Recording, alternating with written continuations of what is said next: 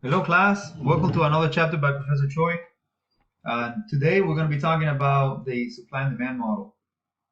The supply and demand model is one of those chapters that I actually like to start from the end because it's a little difficult to kind of comprehend what we're working on.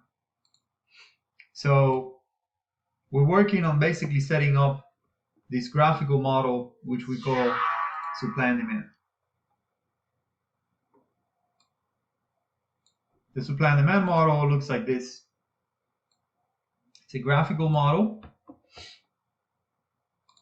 On this side, we have quantity, and we will be using the letter Q for quantity. On this side, we have price, and we will be using the letter P for price. We got 0 here.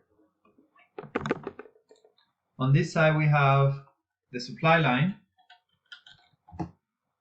We're going to use capital S for supply. And on this side, we have the demand line, and we're going to use capital D for demand. Now, this point in the middle, it's really what we're here for. So this point is what we call equilibrium. So the supply and demand model helps us determine equilibrium quantity. Some books, by the way, they use a star. Other books use an E. It's the same.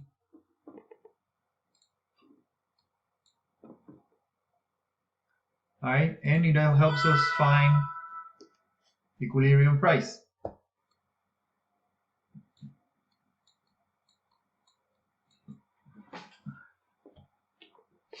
All right, so this point where the two lines meet is what we call equilibrium. All right, so throughout this chapter, we're going to basically be setting up this model.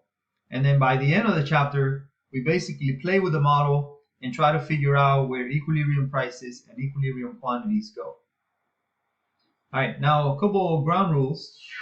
As you can see, the supply and demand line, the supply line is composed of a lot of points. So if you were to pick a point on the supply line, that particular point will give you, if you go straight down, it will give you a quantity supply and a price.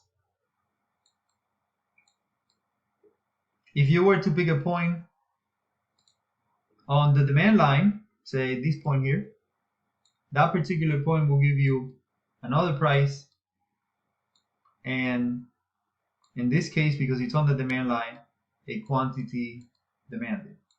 All right, so basically all the points on the demand line are quantity demanded, comma, price points, while all the points on the supply line are quantity supply, comma, price points. Equilibrium, it's a very specific place. So it's basically the price where quantity supply equals quantity demanded.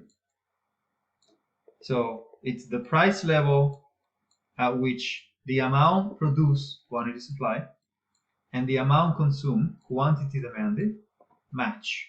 And that point we call equilibrium. Okay? So anyway, throughout this chapter, we're going to be setting up this model.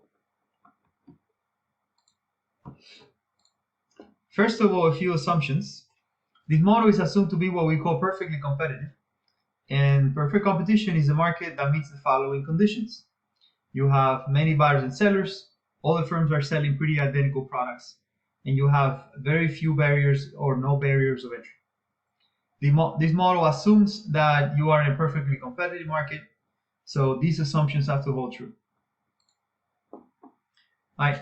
The guy who came up with this model was this person called Antoine Augustin Cournot in 1838. And then he became broadly publicized by this gentleman called Alfred Marshall at the time, who used to write basically books in economics and used to do publications in economics. And then he included the supply and demand model in one of the publications. All right, so let's start building our demand schedule. Now, in order to build a demand line, the first thing we need to do is we need to build something called a demand schedule. A demand schedule is basically a table showing the relationship between the price of a product and the quantity demanded of a product. The quantity demanded of the product is basically the amount of a good or service that a consumer is willing and able to purchase at any given price. The demand curve, what it basically is when we plot all the points that we come up with in the demand schedule. So let's build the demand schedule.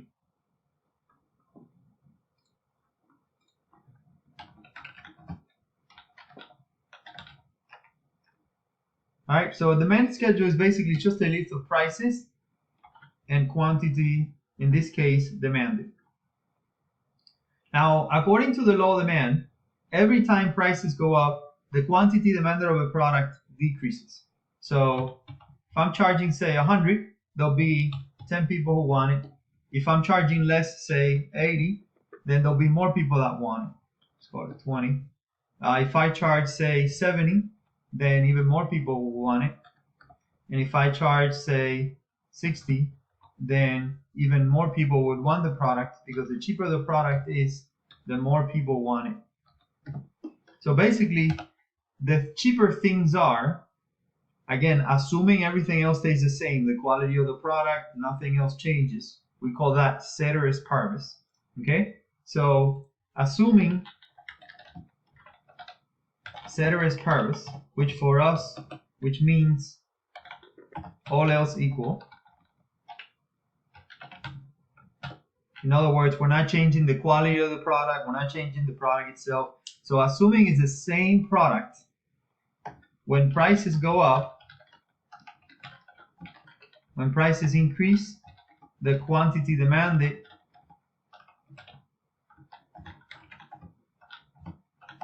decreases. And the opposite is also true. So as you can see in what we call demand schedule, every time prices go up, quantity demanded decreases. Now what we do in order to come up with a demand line is basically we plot that. So we take, say, the first point, price of 100, we got price here, and then quantity demanded here. So at 100, for example, we got 10.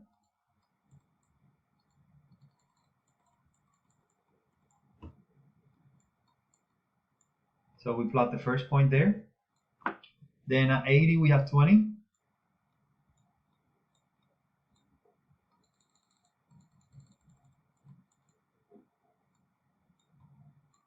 We put the second one there.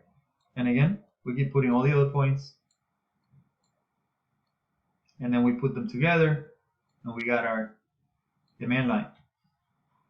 All right. Now, the demand line doesn't have to be a straight line. It could be a sort of wiggle downwards. It could be maybe a sort of step ladder downwards. It could be, maybe a curve, something like this. But it does have to be downward sloping. In other words, the relationship between prices and quantity demanded has to be negative. When one increases, the other one decreases, and vice versa. And that behavior is what we call the law of demand.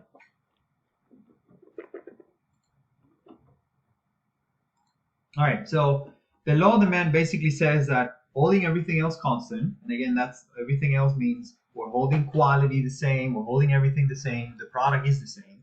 Then when you change the price of that product, then there's a particular behavior in prices and quantity demanded.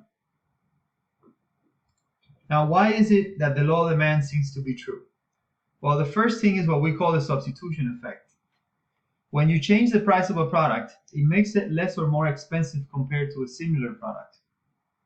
So when the price of a product rises, the quantity demanded decreases because you start thinking about alternative products that you could buy with the same price that will give you the same satisfaction.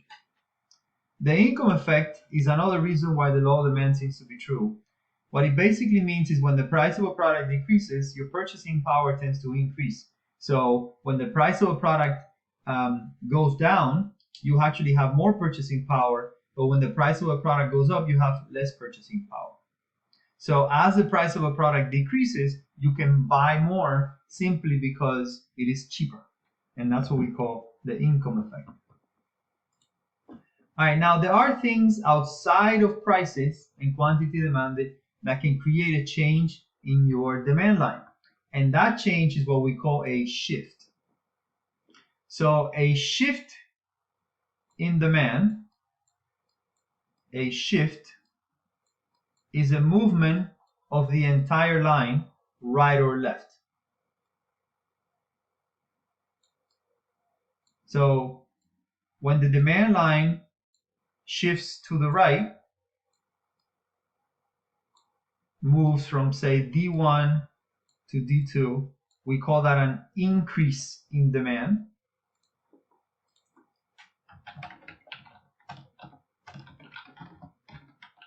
And an increase in demand, again, is a shift to the right. When the demand line shifts to the left, we call that a decrease in demand. Or we can say the demand went down, or we can say the demand went left.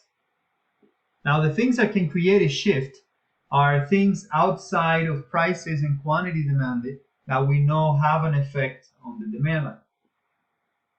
The following is a list of things that make the demand line shift to the right and to the left.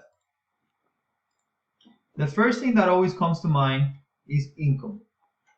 Now, income depends on whether you think of a product as normal or inferior. A normal product is a product that you buy because you like it. So it's a product that you normally consume. An increase in income makes the demand increase if it's a normal product, and a decrease in income makes the demand decrease if it's a normal product. If instead it's an inferior product is a product that you buy because it's cheap. So you don't really buy it because you like it, you buy it because you settled and you really don't like it, but you buy it because you have to. So when your income goes up, you tend to not buy the inferior product because you have more money and you can afford the normal product. But when your income goes down, you tend to buy more, or demand increases for the inferior product, because a decrease in income doesn't really give you a choice to buy what you like. Maybe you have to settle for the inferior product. All right, so again, the way this would show up as a sort of test question is I would say something like, if income increases for a normal product, or we let you know that the product is normal, what would happen to demand?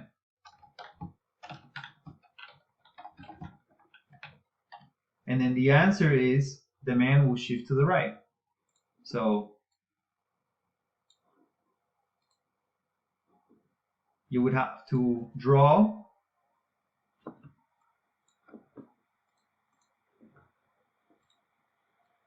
a demand line, call it say D1, and then demand will shift to the right to say D2.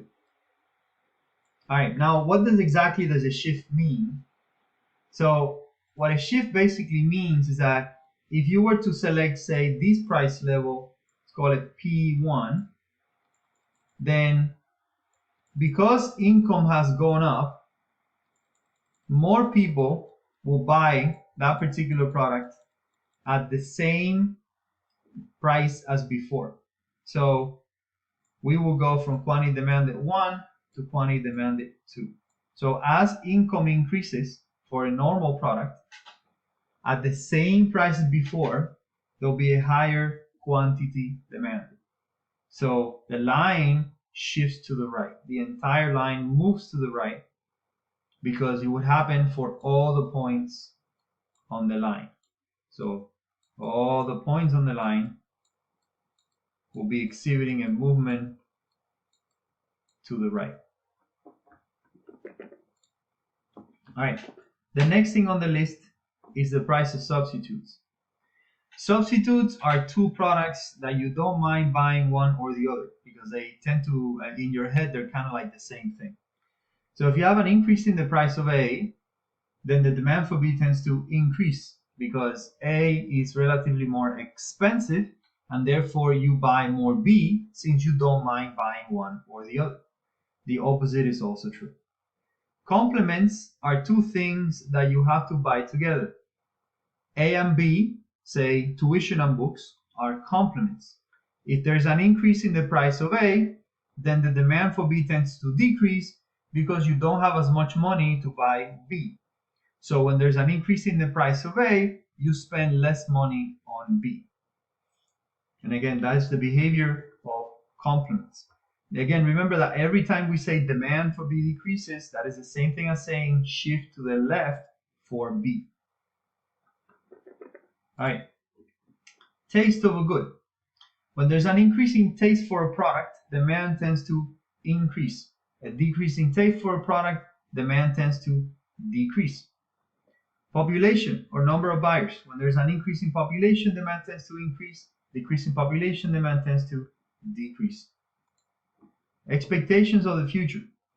If you expect the price in the future to increase, then normally you will demand more of it right now.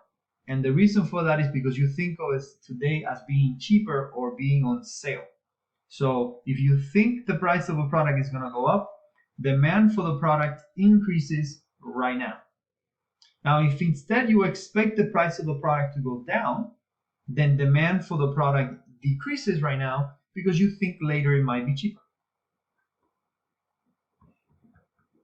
All right, so something key over here, by the way, is to try to remember, maybe not memorize, but try to remember these determinants and in which direction they move the demand line. And if you remember them by the end of the chapter, then you should be able to master the changes in supply and demand. All right, let's talk about the market supply. So market supply is basically looking at the market from the other side. So now we're looking at it from the producer side. So this is the people making products. Now the people that make products tend to like prices to go up because when the prices go up, they make more money. So they tend to follow what we call the law of supply. The law of supply basically says that when prices go up, quantity supply tends to increase. Now the way we come up with a supply line is basically the same way we came up with a demand line. We do what we call a supply schedule. Now a supply schedule is when you put a list of prices and quantity supplied together. So producers like prices to go up.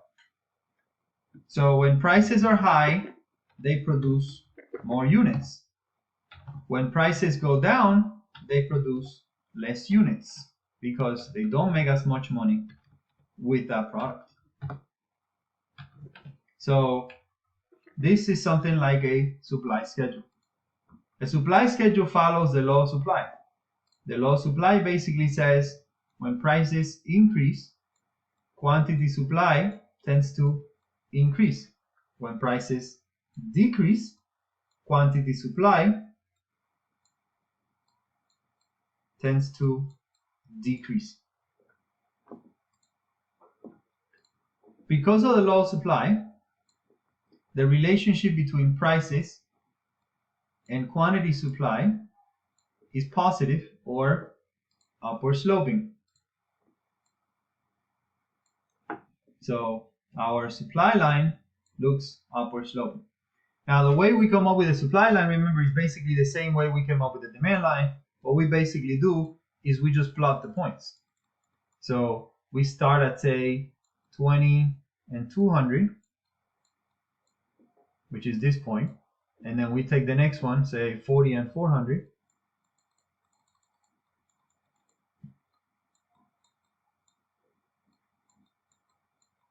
and we plot it. It's this point, and again we just keep doing that, and we have our supply line. Okay, so that's how you come up with a supply line. Now the supply line can also shift to the right or to the left. When the supply line shifts to the right, we call it an increase in supply. So you go from, say, S1 to S2, we call that an increase in supply. And then when it goes to the left, we call it a decrease in supply. So increase if it goes to the right, decrease in supply if it shifts to the left. Okay, so we call this a shift in supply.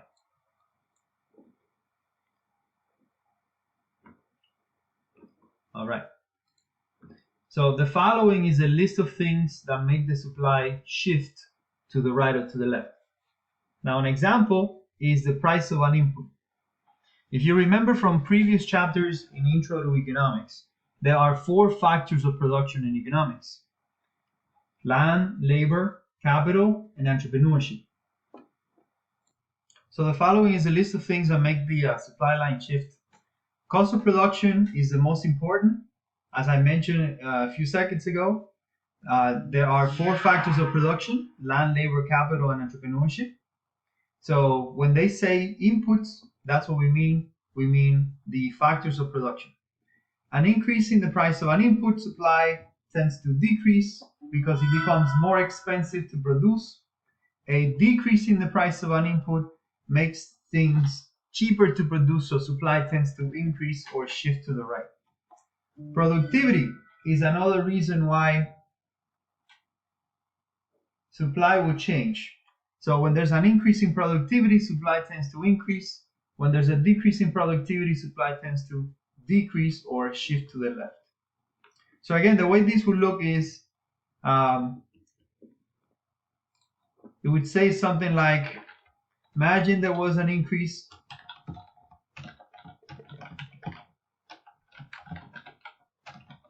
in technology. What would happen with the supply line?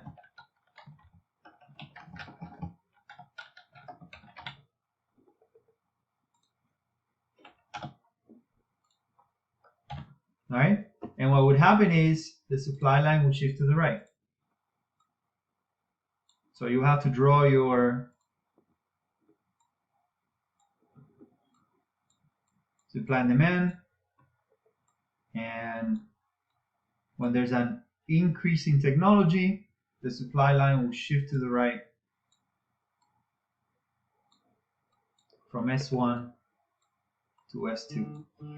Again, what that basically means is, if we were at, say, this price level, because there's an increase in technology, at the same price as before, producers can produce more because they are more efficient. That's what an increase in technology basically is. So an increase in technology makes you produce better. It makes you more efficient at producing. So every time there's an increase in technology, you, at the same price as before, you can produce higher quantities. And that's what shifting the supply line to the right means. All right, another thing that makes the supply line change is the change in the price or a substitute good. Now in this case, it's a production substitute. So it's an alternative in your production. You can either produce, say, A or B. So an increase in the price of A will make you decrease your supply of B. If you have a decrease in the price of A, then you have an increase in the supply of B. The number of firms. This is the amount of companies producing. So if there's an increase in the number of firms, supply shifts to the right or increase. If there's a decrease in the number of firms, supplies will shift to the left or decrease. The last thing that changes the supply line is expectations. If you expect the price to increase, supply tends to decrease right now because you want to sell it later when you think the price is going to go higher. And if you expect prices to decrease, then supply tends to increase right now, or again, shift to the right. That's an increase, because you don't want to sell the product when the prices go down. You want to sell it right now. All right, now with those shifts in mind, And again, one of the things that you need to be doing at some point is memorizing these shifts. Then let's talk about with equilibrium, which is the center. All right, now to come up with an equilibrium, we can do it two ways. We can do a supply and demand schedule.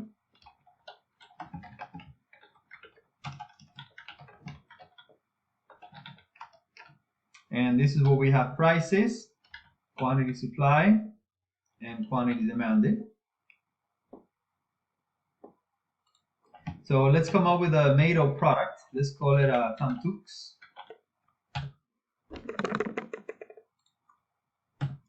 All right, now let's say you can sell Tamtux for 5. If the case of 5, quantity supply will be 1,000.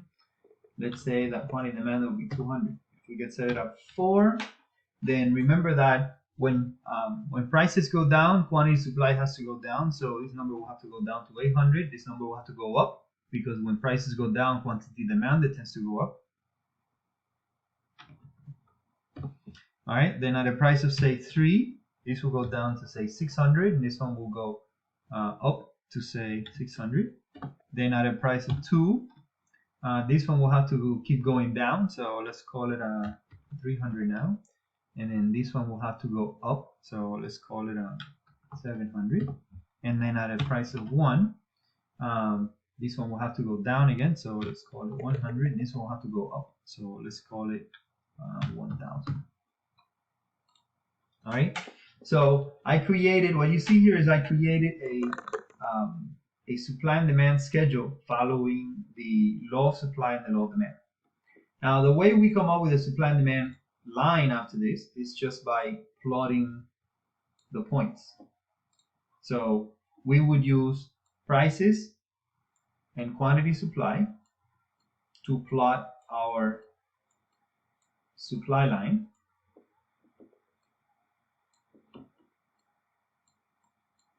And again, our supply line will be upward sloping.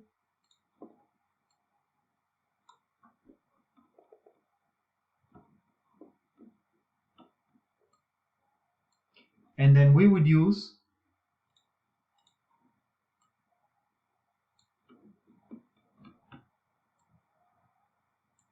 our supply and demand line, we would use our price and quantity demanded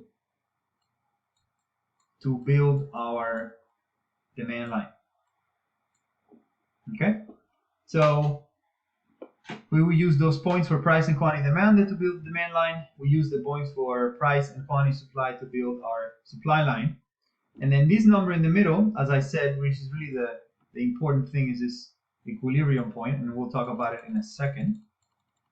Okay, so equilibrium is basically a condition where quantity supply equals quantity demanded.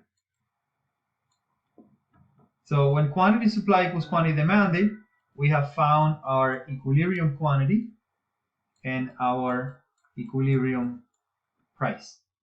Now, if you have the graph, then equilibrium is basically where the two lines meet.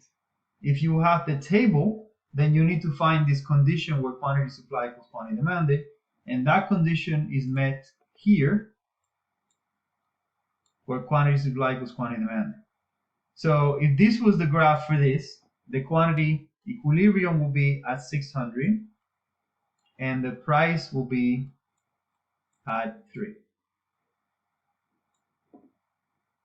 All right, now let's try to kind of talk about why equilibrium is so important.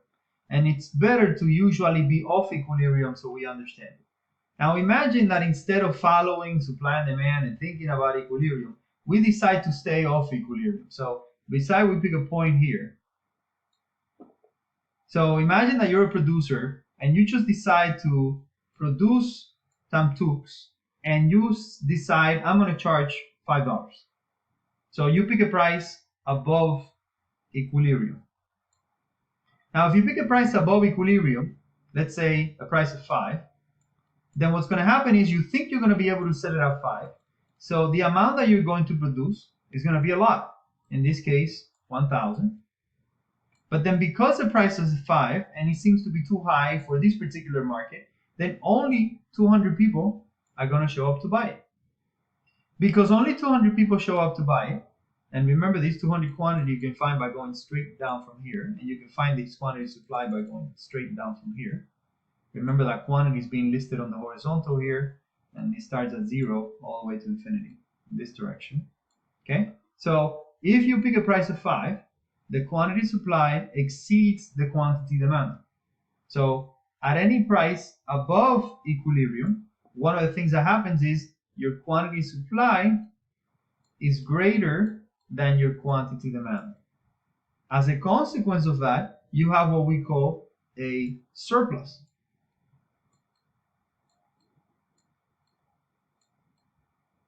Now in this case, you can calculate the surplus by picking a price. So in this case, say the price of 5.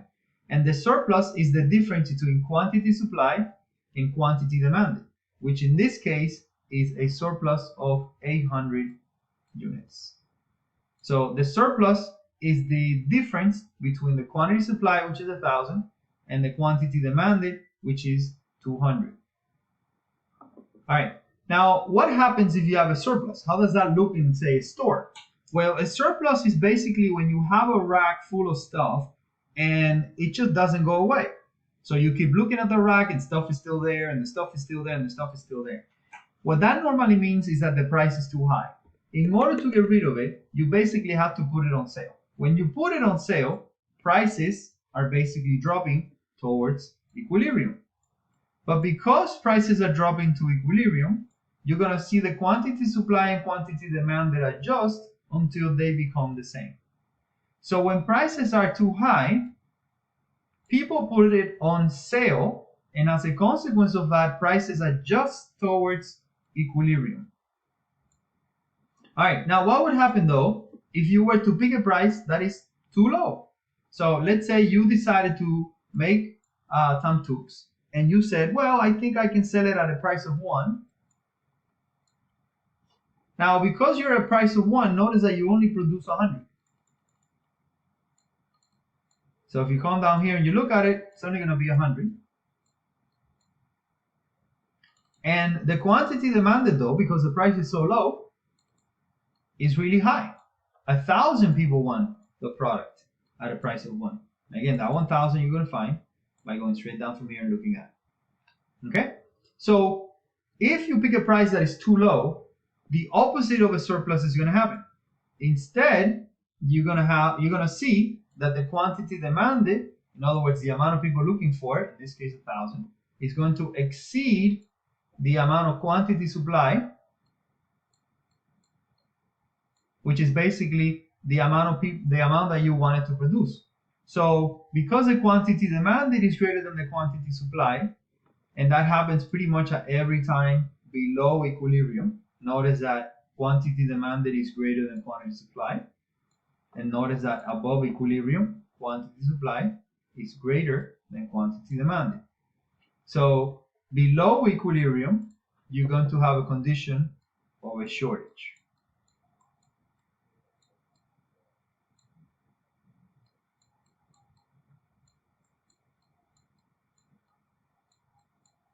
All right, now how much will be your shortage? Well, you have to pick a price. So at a price of 1, the shortage, again, is the difference between quantity supply and quantity demanded. So the shortage in this case is going to be 900. Now, why is it that prices tend to go to equilibrium? Well, because in a free market, the 100 people that were able to get the product are going to try to resell it to you. So they're going to buy it because they were maybe, I don't know, the first ones on the line. But then there's going to be 900 more people looking for the same product. And what they're going to do is they're going to create a bidding war. It's kind of like the same thing as saying, imagine that somebody bought something so cheaply that they can now put it on eBay and charge everybody else twice the price for it because they got it and the product is in shortage. In other words, we don't have it anymore. So what ends up happening is you have a price war and prices go up. So when prices are too low, they have a tendency to increase. And when prices are too high, they have a tendency to decrease. And that stops at equilibrium. And that's why equilibrium is so important, because prices tend to flow towards equilibrium, assuming they are uninhibited by any law. government law, for example.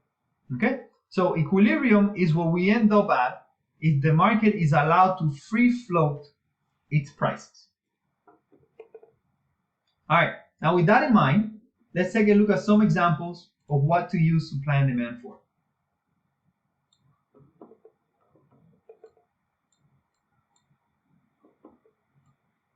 All right, so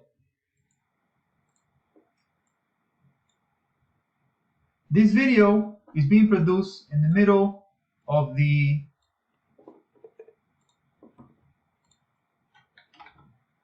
you got demand, you got supply. Actually, I didn't like that. I made it just right. Let's call this S right here, call this D right here. All right, so this video is being produced in the middle of the COVID-19 pandemic. So let's talk about something that has happened in this particular pandemic. For example, with masks, N95 masks. All right, so because of the pandemic and the virus that is basically an airborne virus, one of the things that authorities are starting to recommend all over the world is for people to wear masks. So there's been a huge increase in the demand for masks. If you go back to the things that make the demand line change, okay, we can say that there's been an increase in taste for N95 masks. So an increase in taste, we've had an increase in taste for N95 masks, or actually for masks in general. As a consequence of that, the demand for masks has shifted to the right from, say, D1 to D2. Okay? Now, what would happen to the price uninhibited by anything else? Well, if the demand has shifted to the right from D1 to D2, then what would happen is this demand line, D1, no longer exists. And now the price that you're at this price, there's a higher quantity demanded than there is quantity supply. As a consequence of that, a bidding war makes prices go up. A lot of governors have basically had to buy a lot of PPE, personal protective equipment, for hospitals, and a lot of PPE requires the N95 mask. Before this whole thing started, let's call it December of 2019, you could buy an N95 mask for about 70 cents each. As of April, N95 masks in the market are around $7 each. Now, as a consequence of equilibrium basically moving from this point to this point, we've also seen quantities produced and consumed increase from Q1 to Q2. So producers are pumping them out as quickly as they can because now they are, let's call it, in demand. Okay? And that's basically what happens in the market. When the demand shifts to the right, it creates a shortage at the previous price, which makes prices go up and quantity produced and consumed increase. So an increase in taste for masks makes demand shift to the right, and it makes equilibrium prices go up, and it makes equilibrium quantities increase. Again, equilibrium can be denoted with an asterisk or a star. It's the same thing. Okay? Well, let's keep the star there for consistency. or with an E. Okay, it's the same thing. All right, so again, this is what the usage of something like supply and demand is, to kind of understand where prices and quantities are going. All right, let's do a different example.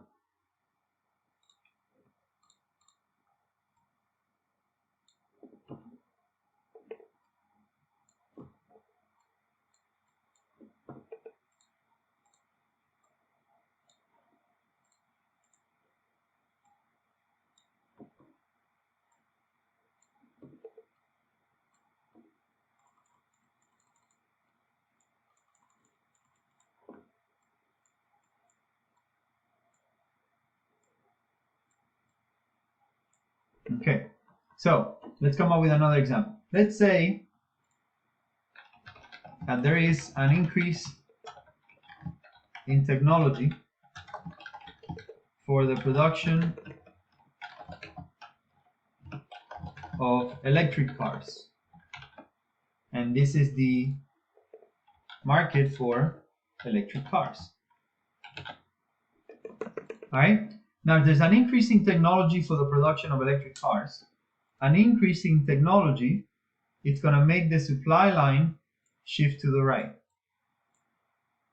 When the supply line shifts to the right, we're going to go from S1 to S2, increasing supply, and equilibrium is going to move from this point, let's call it point 1, to this point, let's call it point 2. We move along the demand line to the new equilibrium point, and in the new equilibrium point, prices for electric cars will have declined from P1 to P2, and quantity of electric cars consumed and produced will increase from Q1 to Q2.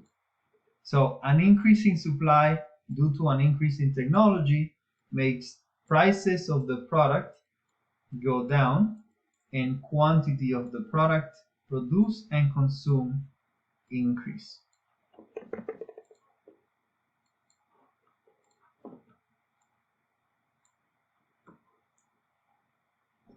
All right, let's do another example.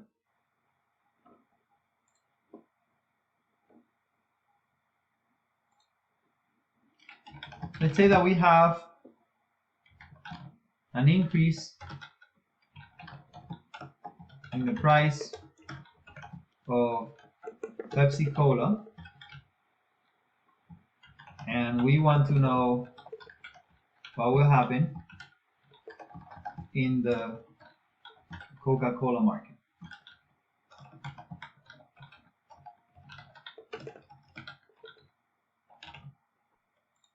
All right, so if there's an increase in the price of Pepsi Cola, but we want to know what happens in the Coca-Cola market, we need to remember the relationship between those two variables.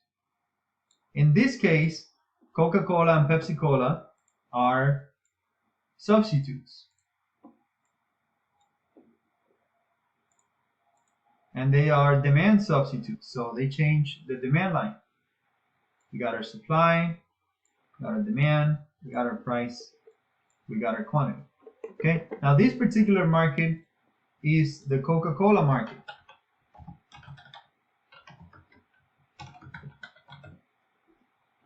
All right, so an increase in the price of Pepsi Cola is going to affect the Coca-Cola market because these two products are substitutes.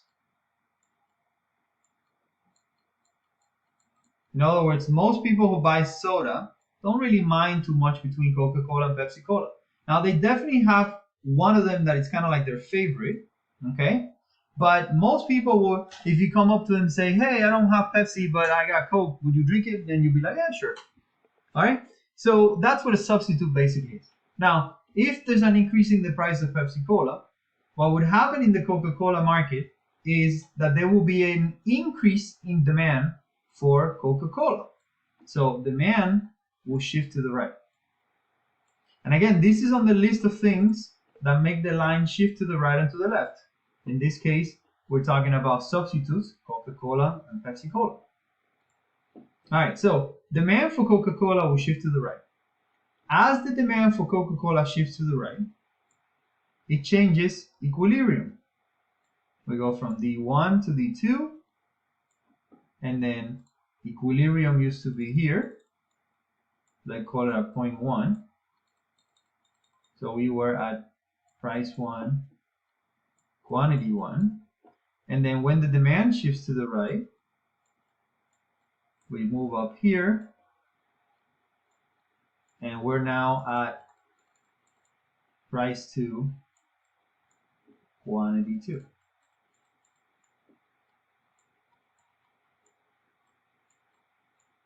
So an increase in the demand makes equilibrium prices rise.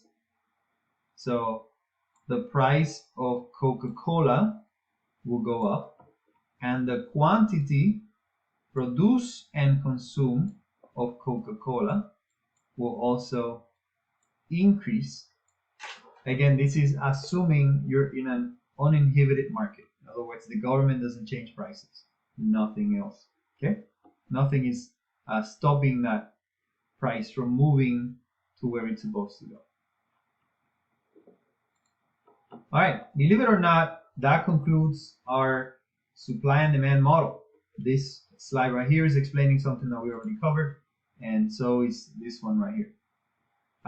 If you are taking the macroeconomics class, then supply and demand is basically that. If you're taking the microeconomics class, one of the things that you need to remember is that most firms are not really perfectly competitive. And in the microeconomics class, you normally would see a different type of model after, so you understand the difference between perfect competition and companies that are not perfectly competitive. All right, that concludes our chapter on supply and demand. This was Professor Choi. Thank you for joining me. Have a good one.